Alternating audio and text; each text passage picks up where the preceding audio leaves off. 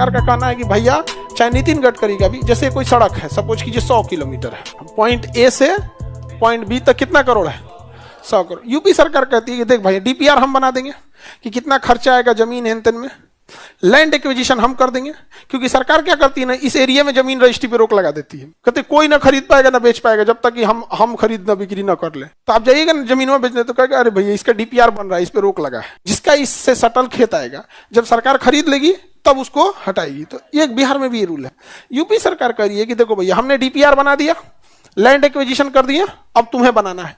अब ये 100 किलोमीटर सड़क है ना, तो उत्तर प्रदेश का कहना है कि हम एक आदमी को 100 किलोमीटर नहीं देंगे, हम इसको 4 खंड में बांट देंगे। इसको कहेंगे phase 1, package 1, package 1, package 2, package 3, package 4, सब 25-25 किलोमीटर बांट दिए। समझा गया?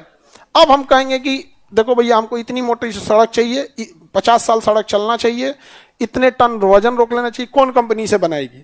तो एक कंपनी इसको ठेका दे दिया जाएगा, दूसरा इसको, तीसरा इसको, चौथा इसको। इससे फायदा क्या होगा? एक साथ हर जगह काम चालू होगा, हर जगह काम चालू होगा। अपने यहाँ एगो एन्ने से खरवा खाद पनिया पिया जरूरत नहीं है। हाँ, एन्ने बनेगा ना तो एन्ने टूट चुका रहेगा। समझा कि नहीं? उसके बाद समझो ध्यान से, एक और रूल बना दिया नितिन गडकरी ने। सपोज कीजिए कि किसी कंपनी ने कही, अल्फा कंपनी आई, कौन सी कंपनी? कहा कि हम पैकेज 1 बनाएंगे।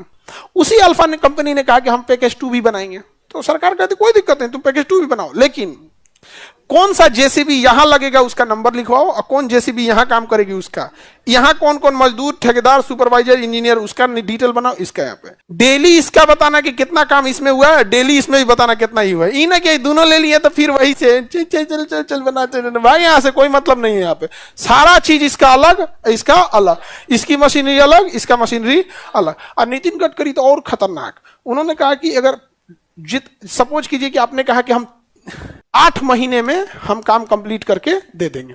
कितने महीने में? अगर आपने लेट किया तो प्रतिदिन 1 करोड़ जुर्माना लगा देंगे। 1 दिन लेट हुआ तो 1 करोड़, 2 दिन लेट हुआ तो, सपोज करो 1 महीना लेट हुआ तो कितना करोड़?